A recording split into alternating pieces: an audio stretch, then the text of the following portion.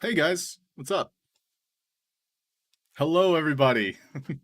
Hi there, it's me, the dork, the one and only. Welcome to the stream, everybody. We're just getting things set up. This is our first time going live with the Sandbox Meetup, so welcome. Hope we're all doing well. Thanks for joining us. Greetings. I don't want to click too many buttons just in case things break, but the purpose of our show for the next hour is to be in the game maker, exploring various tutorials, behaviors, components, and discovering what it takes to make a game inside the sandbox. So I invite all of you here to ask your questions that we can answer in real time and learn together. So to start us off and to really just get, into the rhythm of making a game, we're going to be exploring the tutorials in the Sandbox Game Maker. So if you haven't actually opened up Sandbox before or the drafts gallery before, you can go to the Sandbox website, and then you'll find on the left side of the screen the Create button, and that's where you can download the Sandbox Game Maker. So again, I'm your host, Half Dork. Welcome to the stream. I can see Slaterade, Game Dizzy, Vivox here in chat. If you can't hear me, if there's any technical difficulties, wave your hands, scream loud and clear. I'll try my best to adapt to this new streaming setup. We're going to be adding things as we go every other day here. I'll be streaming 3 nights this week. So welcome in, everybody. Hey, Lex. How's it going, Lexcentric? Welcome in. So again, if you want to follow along, we're going to be playing through some tutorials inside of the Game Maker. You can go to the sandbox.game website. I'll even drop the link here in chat here, where you can follow along. You can open up the Game Maker, download, install using your Sandbox login information. You'll then be able to come to this screen. So right now I was poking around inside of one of the tutorials, but let's go ahead and go to the main title screen for the Game Maker. So you can see here, you have, this is the first thing you'll see when you open up the Game Maker and you log in. You have My Drafts up at the top, you have Templates, and you have Drafts Gallery. So let's just take a quick look at all these. First of all, My Drafts. This account that I'm using right now is what I used in a recent game jam. So I have an actual pre-made game that we can obviously explore later down the road, but for today we're going to take it slow. And then I have 3 tutorials that I went ahead and opened up and just explored a little bit. So what you'll want to do to follow along is open up these template sections, and you can see we have templates for each different way to make logic inside of the Game Maker. So what I invite all of you here in chat is, if there's something you want to learn in particular, we have text and dialogues, victory and defeat. We have respawn mechanics, population, moving platforms, message quests. There's also fighting, so combat's a big part of the sandbox. You can have waved combat, so things are going to come on a timer and they'll attack you. You have to defeat them to move on to the next wave of monsters. We also have door behaviors that we can take a look at tomorrow. So we're going to have another stream tomorrow about the same time, 5 p.m. Eastern Standard Time. We're going to be taking a look at this particular tutorial. So I invite you all, as homework, to take a look at the Behaviors 101 tutorial, because we're going to be covering this at length tomorrow. So you can see just by the thumbnail, each of these little boxes is a different behavior. So we're going to go step by step tomorrow. So come back for that one. But for today, we're going to be exploring a couple of these tutorials just to kind of get our feet wet and understand, what makes a game in the Game Maker. So right now, I've already just kind of poked around in a few with respawning, victory and defeat, text and dialogue. But we're also just going to take a look at one of these other tutorials, or templates, I should say. You can tell that these are great starting maps. So let's just say you have a game jam that you want to start on that was recently announced on the GMAE show. You could start with one of these templates. So this one here is a woodland landscape. We have like a city. There's so many different ways to just get started. And I think that's the most important thing. A lot of us are a little bit scared as to how to approach Game Maker. Like, where do I start? And I'm telling you right here, right now, that templates is where you should start. So just pick one of these. Any of these is great. And it will kind of encourage you to get started on the right foot. So here's another one where we can do platforms and collect quests. I think we should take a look at this one. This one sounds fun. So I'll just name it SS for Sandstorm, platforms, and collect quests gameplay. That way I can just find it later down the road if I need to. Good morning, everybody. Welcome in. Take your seats. I hope you're ready to learn. And if you have questions, feel free to ask them in chat. It's like the equivalent of raising your hand. So inside of this template tutorial, let's just take a look at all the things that we can spot at first glance. So here's where we start. The player will actually spawn here. This is called the avatar's portal. You'll notice that it has this kind of blue icon above it. And so what that means is if we ever click on that blue icon, it'll send us directly to our starting point. This is an asset that you can't delete. So I'm going to be hitting the delete key. Nothing's happening because this is an asset that you cannot get rid of. And so let's just take a look at the various things that make this specific asset. So first of all, this is called the spawning point. So if we were to search in our inventory, I guess we should kind of like introduce all of the various things that we see on this user interface. So we'll go through all of this. However, I want to introduce the spawning point first. So our spawning point, it's a particular asset that basically looks like a manhole cover. It's a circle on the ground. The starting point, so this avatar's portal, as they call it, cannot be deleted. So I'm hitting the delete key on my keyboard. We can't remove it. If I were to add like a second one just from our inventory, like this one, I can delete that one, no problem. But this particular spawning point, all we can do is turn it off and on, as in like the visibility, we can turn off and on. We can also adjust the transform of it. And we can associate the position and the rotation. We can also adjust what's called the local coordinates. So let's just say the global would be right here. But if we had a toggle on it to change it from global to local, it basically changes what direction you can move it and adjust it, especially if it has like an anchor point. An anchor point is something you'll hear me reference a lot. But you can see here that depending on where it's facing, it's going to give us different rotation and positioning. But let's go ahead and keep it local for now. Welcome in, everybody. How's it going? Welcome, welcome. So if you guys have questions as I'm kind of covering the basics of Game Maker, feel free to ask them in chat. We have some helpful Sandstorm faculty here, such as Slater Raid, Game Dizzy. So shout out to those guys. But welcome in, everybody. My name's Half Dork. I also stream here on Twitch every morning from 8 a.m. Eastern Standard Time to 10 a.m. Eastern Standard Time. So you can find me on Twitch if you're on or awake during those times.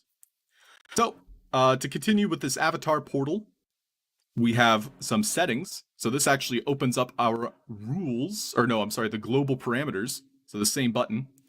And we can take a quick look at what goes on with our character. So these are the avatar settings. So when you're running around in a game, these are the settings that directly apply to the player. And so you can first change what character you're playing as. So that could be, avatar Panda Pops. And so let's just take a look at this. So I've selected a custom avatar. You can either have the player's avatar, which I actually encourage you to keep it as this selection, player's avatar, or you can have a custom avatar to where everyone is playing as Panda Pops. The benefit of having the player's avatar is because the person on, the other side of the world that has logged into your game, they're playing as a character they already pre-built. And that has like a certain draw to it. You kind of want to encourage that. But yeah, welcome. Hey, Lord Con Wolf, nice to meet you. Oscom, how's it going, dude? Welcome, guys. we're kind of covering the basics. Today's our first game maker tutorial, and so we're starting with templates today. So stay tuned. Hope you're enjoying yourself. Grab a drink. Ask any questions. Questions are very welcome here. So with the custom avatar, let's just say we select Panda Pops. That means when the player finally logs in, they're going to be running around as Panda Pops. And so before we continue, let's take a little bit more of a deeper look at the settings. So we're now playing as Panda Pops. We can change the player's name if we want. We can add tags if we want. So tags are important to various things. Like, let's just say you have a door that opens only when the player is near it. That means, like, I couldn't have an enemy walk near the door to open it. As long as the player has a specific tag, so by default, they have the avatar tag, that would mean that a supposed door in this example would then open only when the player got near it, and not like an enemy or another NPC out in the world. Let's continue. So we can also select the equipment that the player starts with. By default, most of this will be none. You kind of want to encourage the player to explore and pick up items as they go on in their adventure inside of your world.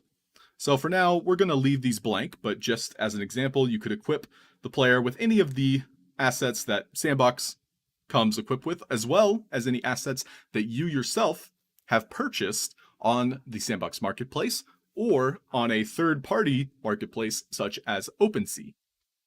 So yeah, we're just kind of going through a quick and dirty rundown of like Game Maker itself.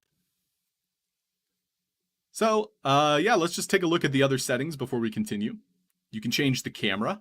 So the camera is by default on third person. Third person is probably, arguably, the best camera setting to use because the Sandbox and the experiences in the Sandbox all use this by default. I would say 9 out of 10 experiences use third person. First person, as you all might know, is basically seeing through the eyes of your character. You can also try angled and top down. So angled would be kind of having the camera almost like on a drone kind of hook, and you could pivot the camera around. So let's just take a look at what that looks like. So the camera, I'm moving my mouse right now, which I can actually put on screen. My mouse. Let's see if that works. So you can see now I have this little kind of what's called a keyboard kind of overlay here. So while I'm moving around, you can see WASD, and then my mouse when I'm moving it. And so this is the angled camera. It's a little bit disorienting. And so third person kind of has this very natural feel because a lot of video games use third person. So if we go back and we set it back to third person, you'll see a very distinct difference. So third person, it feels like there's a camera kind of floating around our character, and it's not kind of locked at this very particular point that was like aimed down at us. Now we can use the mouse to kind of orbit our character without any problems. Yo, welcome friends. Marley, O24, Ikion. Welcome guys. Again, if you have any questions, I'm happy to take the time to answer them. We're kind of just going through the basics right now, but welcome in everybody. So continuing with the settings, we can take a look at first person. So now I'm looking through my character's eyes. And so this might be good for particular experiences. Let's say you're playing like hide and seek, like I have to go find certain things, or maybe you want that feel for your game. Perhaps this is the type of games that you yourself like to play, where you're kind of hopping and you're jumping from platform to platform. And the last camera setting we'll take a look at is the top down. So top down, as you might have guessed, is looking at your character from the top. This is usually used in games like real-time strategy. We've seen it in a couple games like Touche's recent kind of like micro kind of a amoeba experience. Does anybody remember that one? And so after the camera comes controller. Diablo ARPGs. Yeah, that's a good example, Slaterid. Be right back.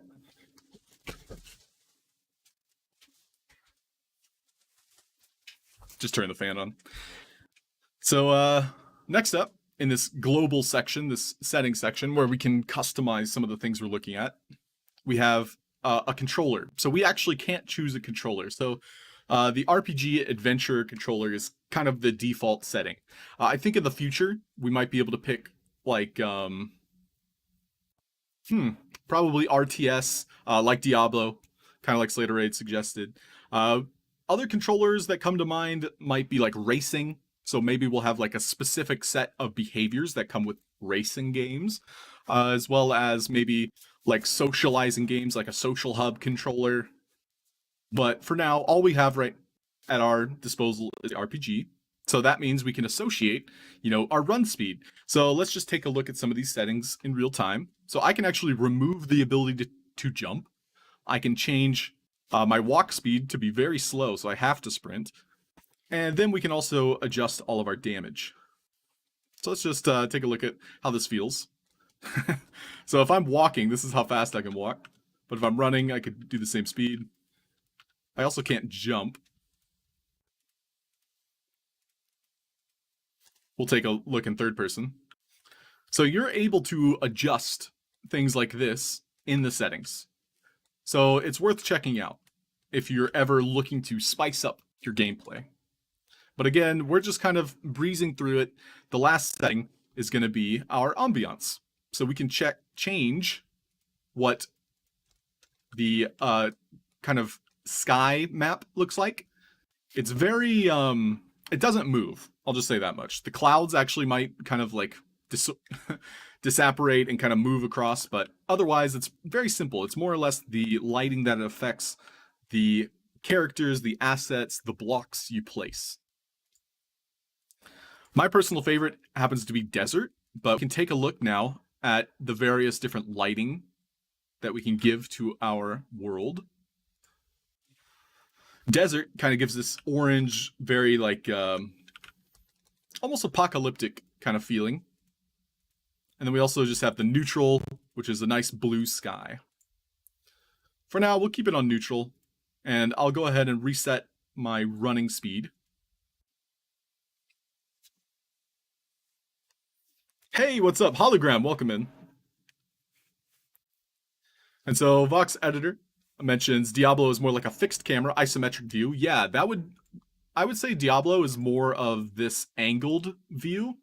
So Diablo is one of the staples in the gaming community, where you're kind of moving in and out of these almost mazes. You're kind of finding enemies around every corner, and you don't get a lot of the complexity or immersiveness of being like the character, but rather you kind of see all around you in this 180-degree area. But you can still hide things behind corners. So Diablo is just one of those games that has become a staple. It's almost its own genre at this point. Vox Editor, can we modify any of this for the published experiences on land? So when it comes to publishing, right now we can publish to the drafts gallery. And every time you publish, it's kind of locking your experience. It's more or less kind of binding everything you've done at that point, saving it and pushing it to a gallery where people can come and play it. If you update it and then republish it, it kind of overwrites that save, this kind of freezed point in time of your game experience. So to kind of put a button on that question, you can modify anything you put on your land, except when you're saving it. So let's just save it, for example. Like this is on my computer.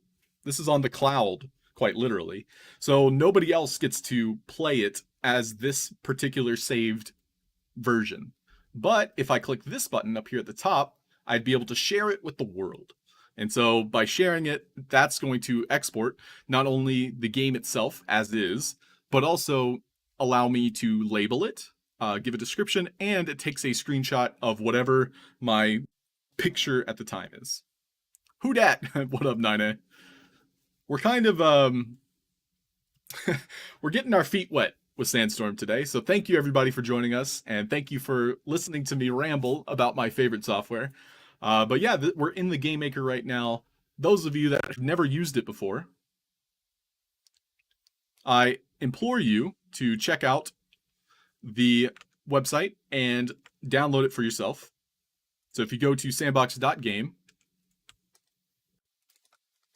you can follow along. We're actually inside of one of the templates, a free-to-play version of a game. And so you can open it up and you can hop in and you can actually see how things are connected.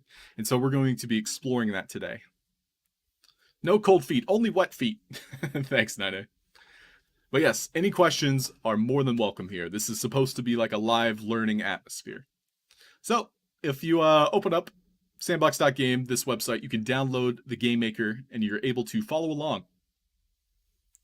All it takes is a quick login, but you all can go through that process. If there is, Sandstorm, if you guys want me to make, a how-to on setting up an account, setting up a Web3 wallet, I think that might be very useful too. But moving on.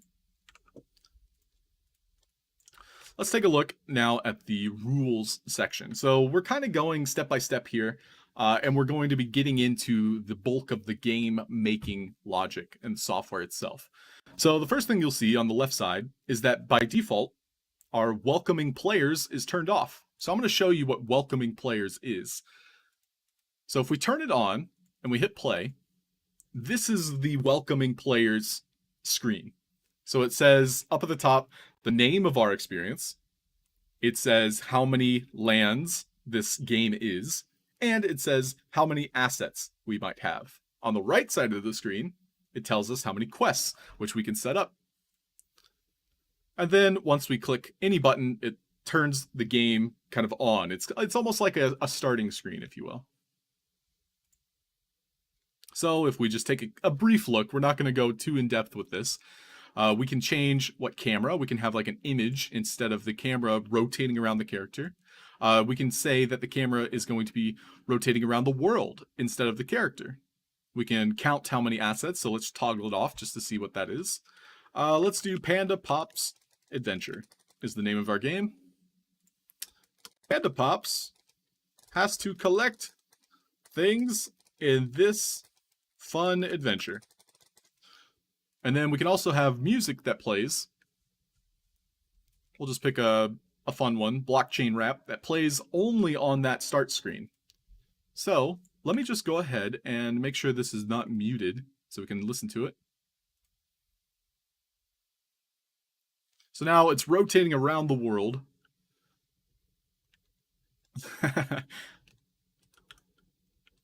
And now we can run around and we can still hear my footsteps. But no music right now. We didn't set up. In the ambiance, you can also select what music is playing in the background. So let's just go with that music that we picked. We'll try the lounge music. Why not?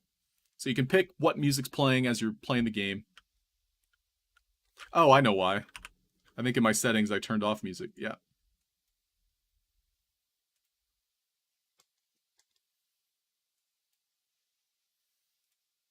So if you want to add music, just keep in mind, some people play muted. It's actually kind of funny how many people play this game on mute. I think at this point, there isn't enough music for everybody to enjoy. So right now, a lot of us play our own music, myself included. Yo, what up, Maxi? Welcome in. We're just going over the basics. These are the things you already know about, Maxi. Maxi's another creator in the space. There's a lot of creators in the space here, so welcome everybody. Hope you're doing well. So again, we're kind of like glossing over the things that make the game. We're kind of exploring this template tutorial and using it to our benefit. So let's just take a look at quests real quick. We can see that we can title a quest. We can give it a description. We can unlock it based on a certain message, or we can have it automatically unlock. We can have it launch automatically, or we can have it require a certain message. So the way messages work in the game maker is it's based on either A, detecting the player. So let's say the player crosses a threshold, enters into a house, so to speak. That would cause a quest to launch. We can actually set that up just for fun. Let's do house.1. So when I make messages, if there is a sequence of events, I will often use what's called, a message, and then I'll add like a .1, .2, .3. So you label your messages in a way that makes sense for you as the creator. A lot of us aren't exactly super organized. I would say the most organized people will write this in like a number pad, or a notepad, I should say. And that way they can refer to it in the next time they open up the game maker. They'll have that cheat sheet in a way. Oh, Game Dizzy, the sound will come through. Oh, I see. Thank you. Hey, buenos dias. How's it going, Roxy? Frederick with the raid. Welcome in, Raiders. How's it going, Frederick? How was your stream? And yeah, feel free to drop your questions, as Moobot suggested. I don't think we're doing any giveaways. I know the SandStorm team will gladly correct me if that's the case, but for now, we're learning Game Maker. I'm here to answer any questions you have. For now, we're going to finish walking through all of these kind of starting points to making a game. So with a message, I personally like to do like point 1, point 2, point 3, depending on like a sequence of events. And you can label it whatever you want. Like, let's say our quest, to start this quest, we need Panda Pops to walk through a certain door, or maybe say like a specific message. We can do like panda.1. I think for now, we're going to make like a little house that Panda Pops has to enter into to get this quest. Then we can see that the quest itself wants us to count of diamond wave.1. So it's looking for us to pick up, so collect objects, 10 diamond wave ones. So we'll see what that is in a second. And then it automatically completes. And then we can also say, hey, once you complete this quest, why don't you send out a message? And that message can trigger other things, like another quest. And so it kind of becomes this domino effect as you're creating a game that allows you to push the player in a certain direction. A lot of people will suggest, oh, that's linear. And so you as the game developer can make your experience either, open world, or it can be like a set story where you're telling them to do something in particular. So let's just set this up real quick. So we have our quest called Blue Diamonds, which before I set a message to it was automatically starting. Our Blue Diamonds quest asks us to pick up these blue objects. So if we were to jump into the game now, instead of getting that quest, it's waiting for that message to appear. So let's go ahead and set up that message. First of all, I'm going to change the camera back to where it's third person. I prefer third person myself. And then we're going to make a nice little house here. And this is us entering into a house. So you can see I'm using a block tool down here. And let me put my keyboard up on screen so you can see it again. But we have like a little house here. I've basically picked some blocks from my inventory. And you can use any of the blocks. All of these are free to use, mind you. So like these ones, for example, we just drag and drop them onto our toolbar, which is 1, 2, 3, 4, 5, 6, 7, 8, 9, and 10, or 0. And then you can toggle between them using your keyboard. And you're basically click and dragging. So click and drag one spot to another. You can hold down Control to replace blocks. You can hold down Shift to go up.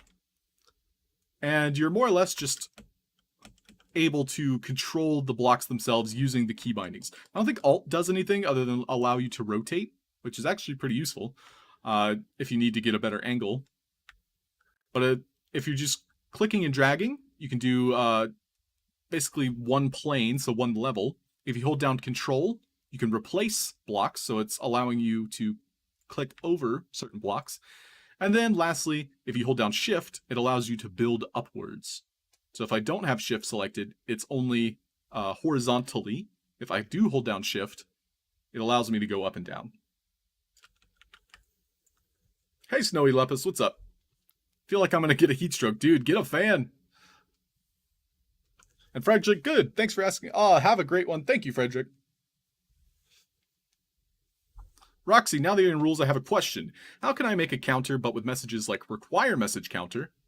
Put something specific. I've used the collectible component, so it doesn't end up being very nice because I'm still using a message. I've used it in some games. Hope you can help me explaining this. So let me try and get this clear. You want to make a counter, but with messages like require message counter.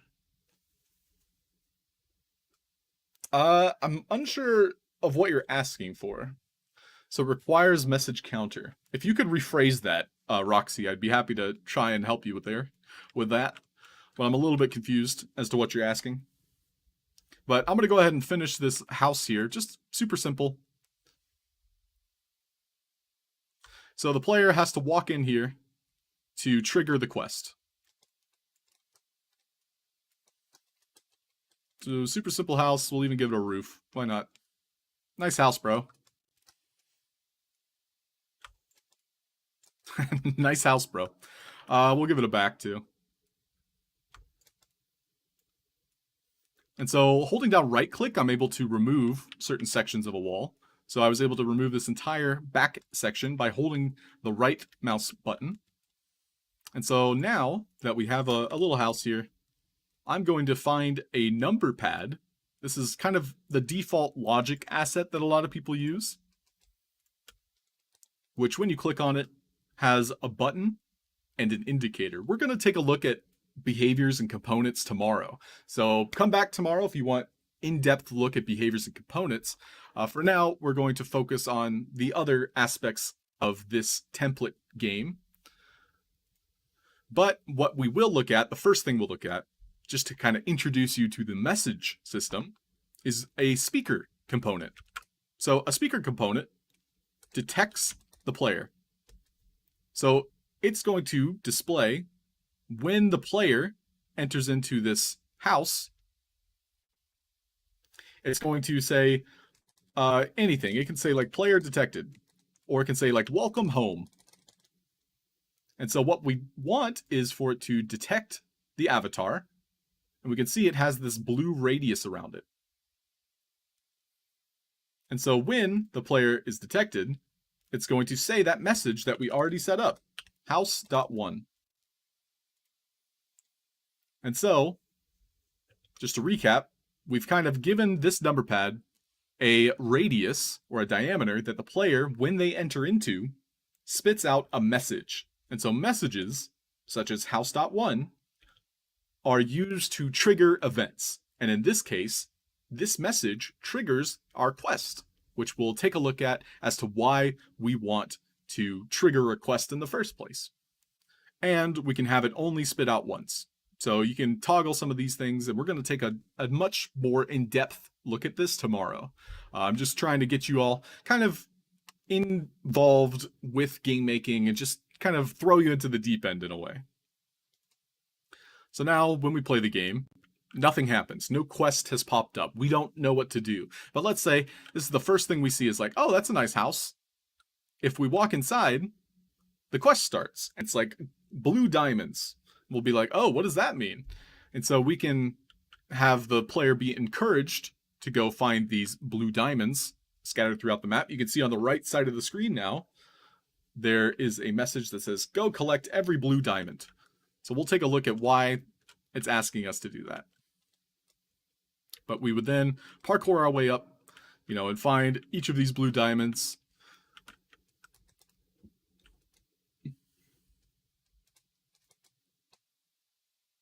Boom. And Roxy asks, like, if you have a quest that asks you to talk to 10 people, and you have a 10 out of 10 on the quest, then every time you finish talking to an NPC, the counter will increase. Oh, I see.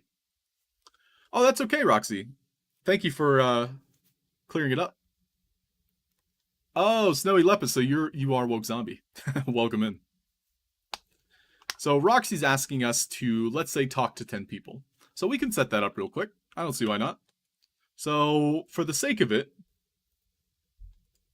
my best solution to offer you, Rocky, would be to have each of these people when you talk to them, it's going to kill a particular asset.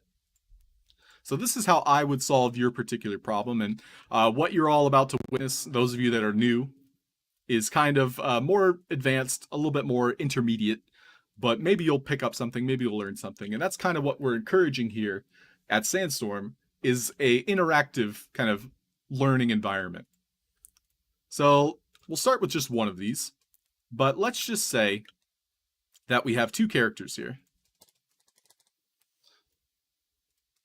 We'll use these dudes right here. So I'll rotate them around so they're facing the player. But what we're setting up is a killable like target. So this number pad, for example, is going to have a health component. We want this health component to be receiving a death message. This death message is going to be received after we talk to this NPC. So we're going to talk to the NPC. That's where we'll start. He's going to have a speaker component that says, "Hello, I'm the first NPC." The other one, he'll say, "Hello, I'm the second NPC." So when we talk to them, so we can see now that by default, it's interacting. So when the player approaches, clicks on them, interaction. That allows us to spit out a message. So as we saw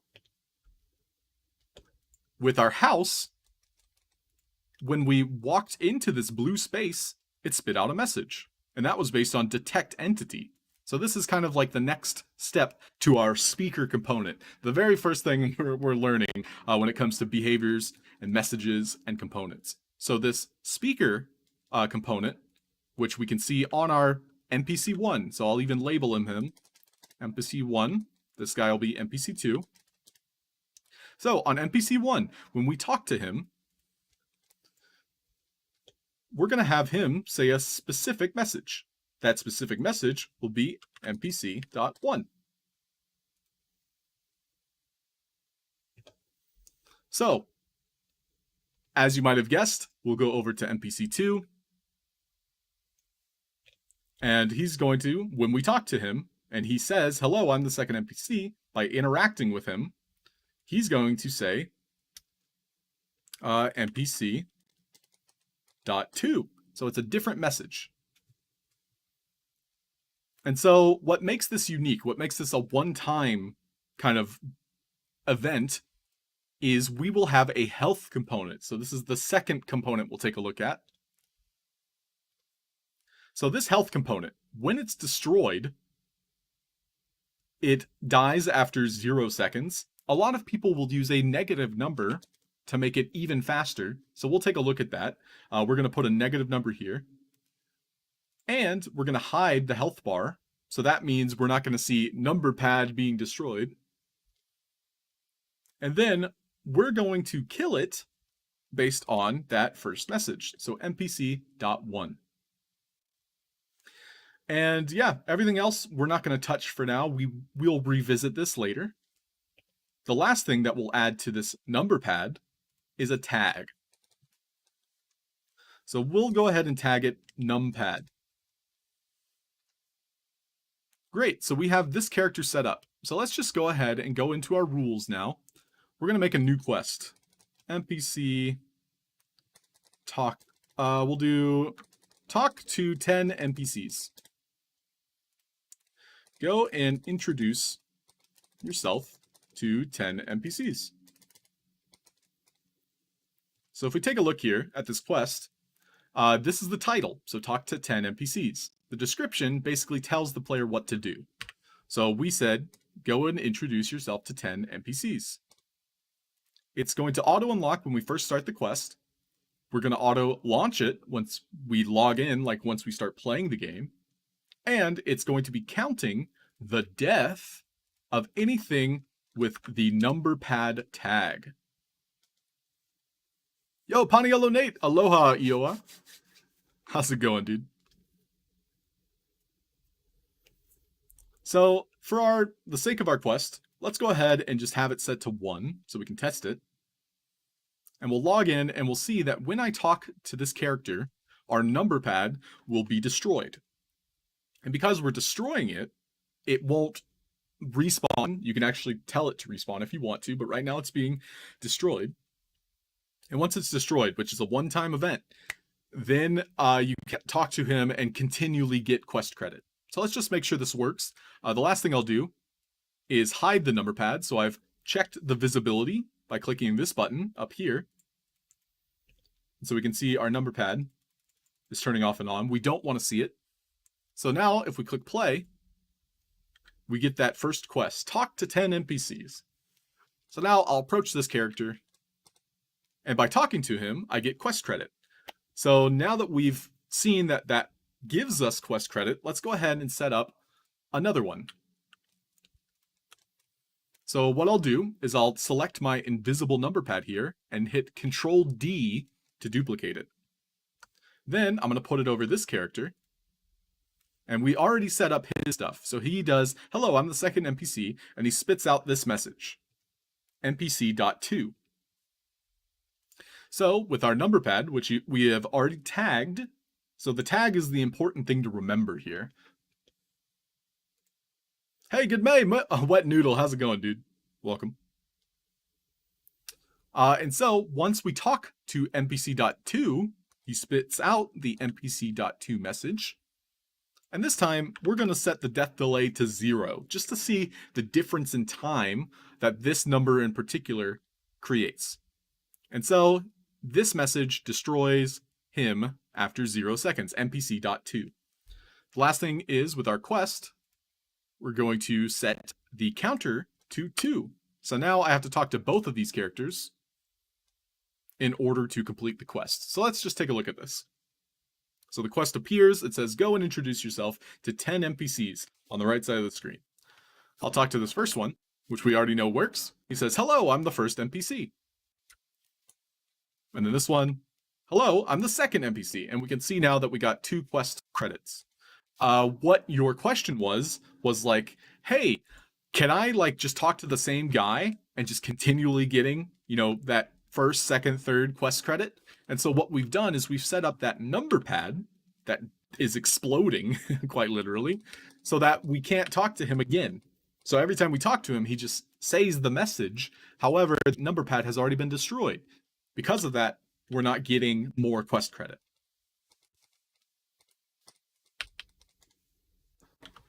And so, yeah, to continue this kind of lesson, we're going to place these characters all around the map until there's 10 of them. And then we're just going to kind of play through this map and explore the various mechanics that make it. Yo, Bajorn, I would love a Sandstorm t-shirt. And yes, questions are welcome. I hope that answered, Roxy Miguel, what you were asking. So thanks for asking questions. And yeah, if anybody else has other things they want to talk about, we'll be streaming for another 15 more minutes. So I'm happy to answer any questions you might have.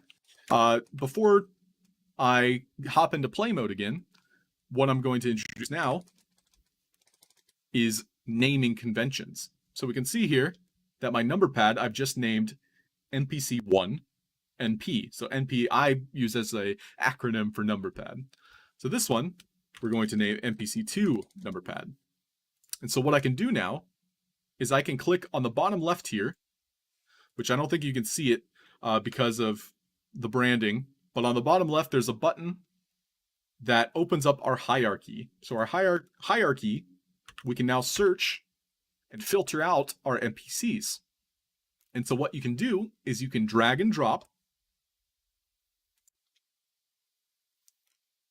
my number pad. So my first number pad, I'm going to drag and drop it onto my first character.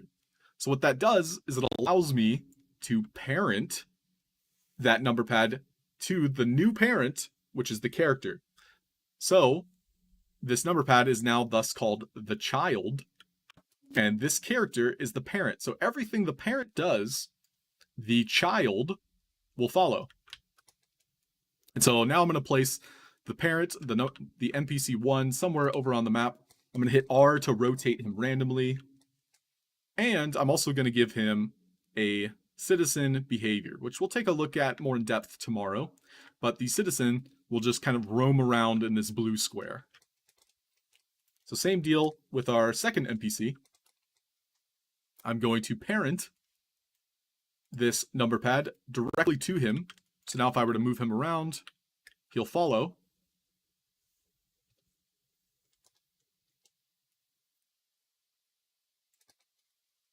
And then we're going to go ahead and make another one. So we're cloning this character. And so he'll be our third NPC. And you don't have to talk to these guys in any particular order, but more or less they have a specific message attached to them. So that's why we're naming it NPC 1, NPC 2, NPC 3. So this guy will be NPC 3. We'll talk to him and he'll say, hey, I'm the third NPC. And then he'll also have a number pad above him, which will explode once we talk to him. And we need to associate the instant death message. So when we talk to him, it'll spit out NPC.3.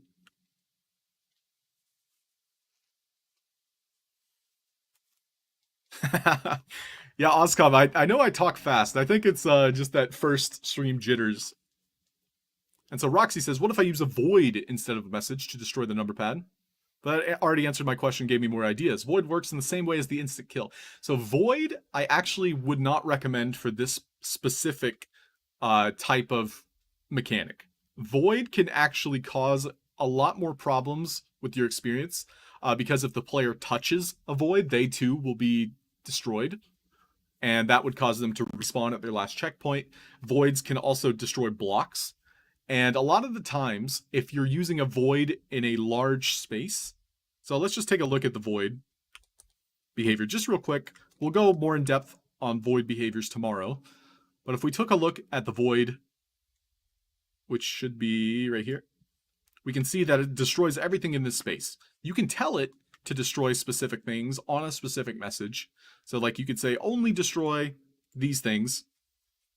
However, I have had very different results with the void behavior. And you can set up all of these various things. However, you're going to get more specific results, I would say, with just destroying like one asset. So for example, this one's exploding.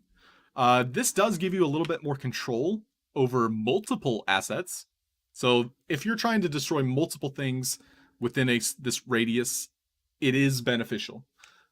I will say that if you were to widen this radius, it actually takes longer to destroy things. So it's actually calculating a lot inside of this radius if you're, trying to destroy multiple objects. But yeah, this is more in depth. We will visit this tomorrow. For now, I would argue that the health component is what you're looking for. Another thing, you could, in fact, hide these number pads underground so we, the player, don't even see them explode. So with a couple of them, these two characters, we're going to have a look at that. So with our third character, we're going to have it destroyed and give us quest credit on NPC.3. The important thing to note is the tag.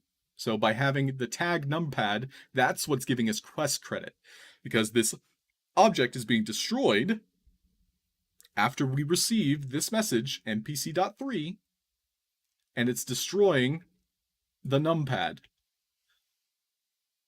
So a couple things to edit now is our third NPC. We can see that when we talk to him, when we interact with him, he will say NPC.3.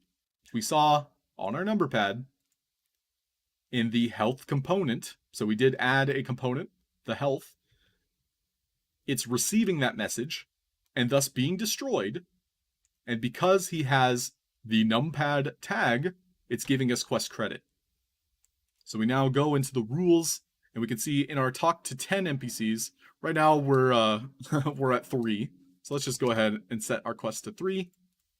And we'll want to adjust our counter type to 3 tagged number pads being destroyed.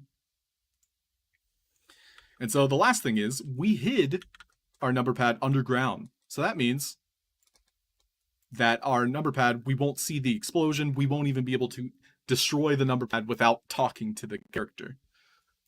And so we'll also parent our character to where he'll be over here. We can even see underground that the child, that number pad that we linked to him, so I'm in the hierarchy here, we had parented him, and so that allowed us to then move him and thus move the child. So a lot of these things I'm just kind of answering as they come in. I know basics are kind of out the window at the moment, but tomorrow we're exclusively working on behaviors, and I think Friday, the following day, we're going to be working exclusively with components and kind of working our way through those. Yo, Oscom, definitely. If I'm ever in Paris, we're getting a drink. And I think that goes for anybody here. G is us. Welcome, dude. How's it going? How are you? So, when we talk to any of these characters, we can see underground, it's actually a little bit too close to the surface. We did see a tiny explosion down there. But by talking to him, and also talking to him multiple times, we're not getting quest credit. We only got it the first time we talked to him. So this guy, we talked to him, and we can see underground, we had that explosion. What we can do is we can lower it even further. So each of these number pads will be so far underground that we won't see them explode. Also, the player can't cheat by, like, destroying them. Yeah, I'd love to rate them. Bajorn, I'm happy to help. So if you have any questions too, Bajorn, feel free. And G is us if you have questions. Feel free, dude. I am here to help. Collective knowledge. So what we can see now is we're talking to this NPC, and each one of them, we don't even see the explosion anymore because it's so far underground, but it is still receiving that message and allowing us to get quest credit. And then this last one, we actually have it above his head still. So for him, we'll probably put it far underground as well. Great. So that was a little bit of a detour, but I hope it helped some of you understand messages a little bit better. We can take a look now at our Blue Diamond quest, which we attached that house message to, and it's asking us to pick up 10 of these blue diamonds that all have that specific tag. So we learned a little bit about tags now. So for this one, we're picking up assets. So for Roxy Miguel's example, we were talking to characters, and so that required a little bit of a creative problem solving. So for this one, all we have to do is run over and pick up, so collect these tagged objects. So this is the important thing to note, is if it has a tag, it's a specific object, but it also has a specific tag. So we can see this character here is a Diamond Wave 1. So that's the tag that was required for the quest. Also, when we pick up an asset, and we'll go into components later throughout the week, but every time we pick up a specific asset, we can make it have a sound effect. We can also make it spit out a message. So as we saw, messages are great for destroying objects. They're great for starting a quest. They're great for finishing a quest. So messages are what kind of makes Sandbox tick in a way. Bajorn for the culture. Gotcha, dude. For the culture. Oscom. Got a tease in a few hours. There's a big Sandstorm announcement. Let's go. Hype in chat. That's some hype right there. So we can see with the quest itself, we also have two objects here with these assets. This one appears to have an asset spawner that spawns a different tagged object on the same spot. So we can take a look at why that might be in our quest rules. So up here in the rules is how we get to the quest sections. So we can see our blue diamonds was a quest that when we completed it, spit out this particular message. Diamonds 1 collected. Just judging by the next quest, we can see that it unlocks automatically, but it doesn't launch. So unlocking a quest and launching a quest are two very different things. So let's just say, for example, I walked into my house, and inside my house, it would start this next quest. However, I would need the quest to also launch. So unlocking basically says, oh, I've triggered a specific message that allows me to get the quest. So I could pick up all of our diamonds. However, I would need to have first walked into my house based on that example. Then we can see what comes next. Well, the quest type for this next one requires us to have completed or already picked up all of our diamonds. And then, yeah, that's just return to Jet. So Adventurer Jet basically wants us to talk to him after we've already picked up all the diamonds. That would then allow us to start the next diamond pickup quest that launches basically once we've completed that first one. So let's just hop around and speed run this. So we got to pick up all the diamonds. Let's hope I don't embarrass myself. Oh wait, I had to walk into my house first. I forgot I set that up. I think I might cheat and just like put 10 of these somewhere.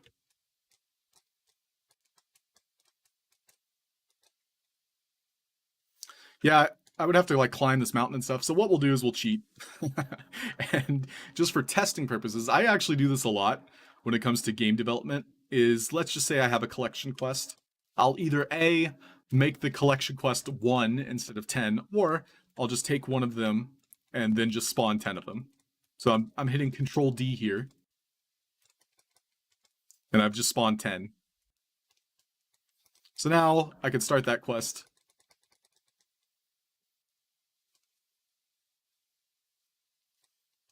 And now I can approach, pick up all our diamonds here.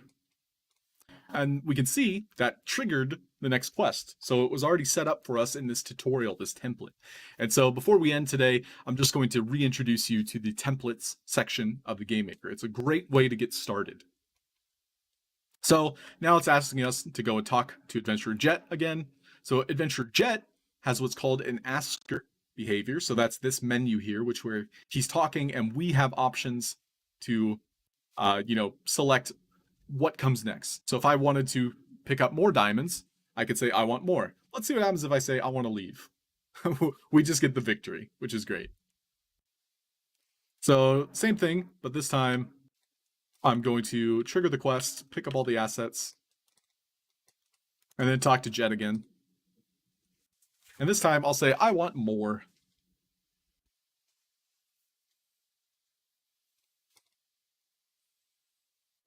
And so now we can see, based on our diamond that we had kind of moved around a little bit, that it spawned more diamonds. So like we had already hypothetically, as the player jumped up, collected that one up there. But now, because we've started this second quest, it spawned more. So we get to parkour a little bit more. Same with this one. There's 2 of them. But yeah, I hope that was a good introduction to templates. Let's go ahead and save. And we'll exit back to the main menu. So Roxy asks, how many assets or message receivers can a message be sent? So a message, Roxy, can go to everything. So if you talk to a NPC, for example, and you interact with them, it's spitting that message out across the entire game.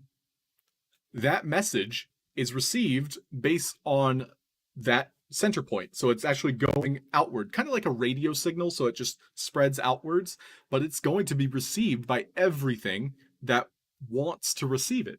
So let's say you have an asset that's waiting for that message before it spawns. So it will take a fraction of a second, but there is still like that timeline of when you talk to an asset, it spreads from that asset, that message goes outward. So the last thing I wanted to talk about and kind of introduce you all to get you started into the next steps and what we'll be covering tomorrow are the templates. So the templates, we were just inside of one. The one that we were visiting, and which I encourage you all to take a look at, was this one here, was platforms and collection quests. So we did kind of explore a little bit of beginner and intermediate things. However, if you were to open this up, tell me what you think, tag me on Twitter, tag SandStorm on Twitter about, your experience and what you did just poking around, just exploring, just navigating behind the scenes of a platformer game where you're kind of collecting things. And so what you can also do is check out the other templates. So like if you wanted to start with a landscape. So this one I see a lot. It's a very popular choice, but the adventure island landscape, you have like this lava, volcanoes, and you have wooden bridges. It's a very nice place to put like a storyline. You can also have like a ice kind of grotto. That's a cool template. A couple of these are new. Like I haven't seen them before. I haven't seen people use them before. You can check these out. Start building inside of an already pre-set up world. Something to get you started. So check out the Sandbox game maker if you haven't downloaded it already. Before we wrap up, just keep in mind you can pop over to the drafts gallery section and you can play games that people have published. People are every day putting out games that you can play for free. Like there's no alpha required. This software is open to everyone. All you have to do is go to the sandbox.game website where you too can install the game maker and not only make games but play games. So, yeah, we've now come to time. If there's any other questions, let me know. But we're going to be wrapping up things. A's asks, what's my schedule? I believe I'm going to be doing Tuesdays, Wednesdays, and Thursdays at 5 p.m. This week specifically, I'll be doing Tuesday, Wednesday, and Friday. I asked Slater8 if we could start the Friday stream a little bit early because of Dungeons & Dragons. And yes, we do have a weekly schedule. So I look forward to being a part of the Sandstorm team. Thank you so much for this opportunity. For now, I'm doing 3 shows a week where we're going to be exploring Game Maker, learning tips and tricks and tutorials. And I am here to answer any questions you have about what comes next. Like, what can you do in Game Maker? What can I build? And here's the thing, you can build anything. So I implore you to explore. And good luck, everybody. So thank you so much for watching. We're going to go ahead and start wrapping things up here. Good stream. Thanks, Ozcom. Thanks, Airtos, Nirvux, Bajon, Roxy. Hasta mañana. Thank you very much. Yeah, let's pop up the ending screen. We have a starting soon screen. I guess that counts. We'll do ending soon. And we're going to be rating anybody that's currently live in the sandbox, because why not?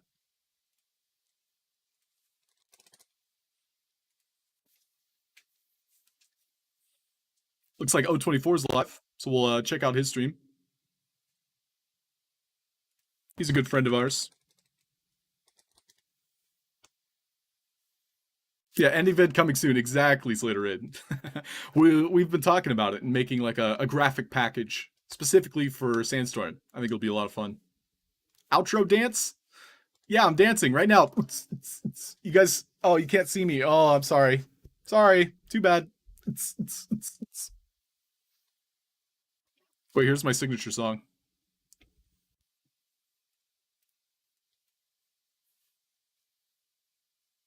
Oh yeah, let's shake it. Burger, cheeseburger, Big Mac, Whopper. Oh wait, no, you can see me now. Crap. Why does it not auto loop? All right, bye everybody. See ya. Thanks for watching.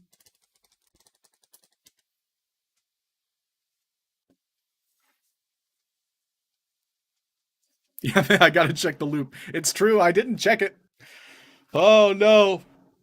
Don't make fun of me, everybody. See ya. Have a good one.